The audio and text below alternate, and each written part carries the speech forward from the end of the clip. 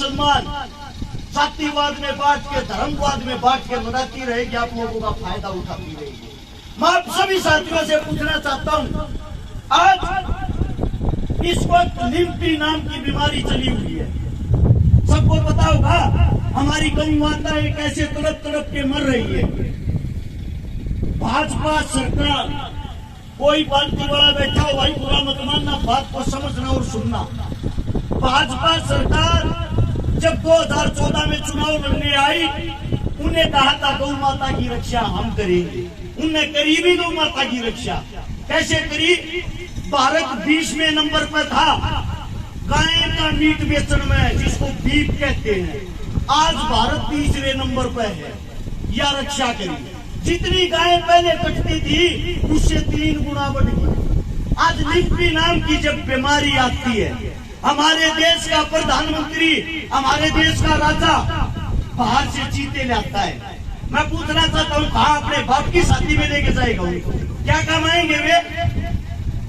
उनके पास इस बात का कोई जवाब है? क्या कमाएंगे उनके लिए वे?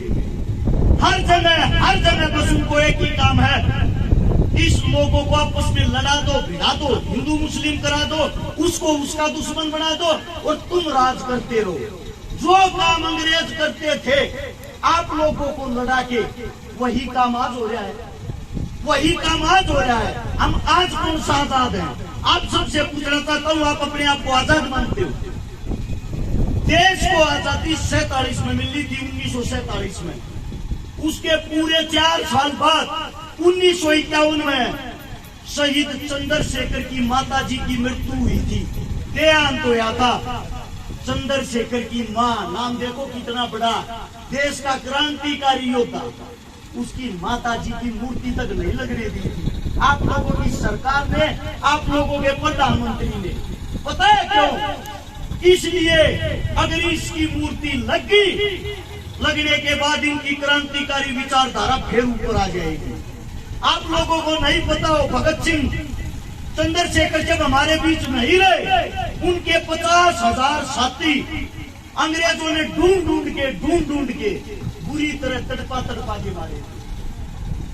वही हालात आज हो रखे हैं। जब आप लोगों के पास में आपका कोई साथी तड़पता है, आपकी गौ माता आज बुरे तौर से जूझ रही है, कहां चले गए भाई आज वे गौ रक्षक? वे गौ रक्षक जो पार्टियों में, उनकी बातें कर रहा हूं मैं, इनकी नहीं। ये जो सदैव अपना कार्य करते आए हैं, जो आज भी संभाल रहे हैं, मैं हर एक पार्टी की बातें कर रहा हूँ। कहाँ है वे पार्टियां? कहाँ है उन पार्टियों के MP MLA? सिर्फ क्या उनको राजनीति करने के लिए और वोट मांगने के लिए गाय याद आती है? कोई मुद्दा बनाना हो, भाई से लड़ाना हो, तभी गौ माता को उठा लाएंगे। हर टीवी चैनल पे 3 दिन से ये चल रही है खबर, आज चीते ने इतना भाग्या, आज चीते ने इतना भाग्या, आज चीता इतना तोड़े। क्या कमाएगा वो चीता? अगर वो काम आने के लिए लाए होते, काम करो, उसको संसद के अंदर ही छोड़ दो, सारे जितने निकम्मे नेता होंगे सबको खा जाएगा। यार कोई काम होता है देश के लिए? देश को डुगडुगी समझ रहे क्या? कोई भी आओ, बचाओ और चले जाओ।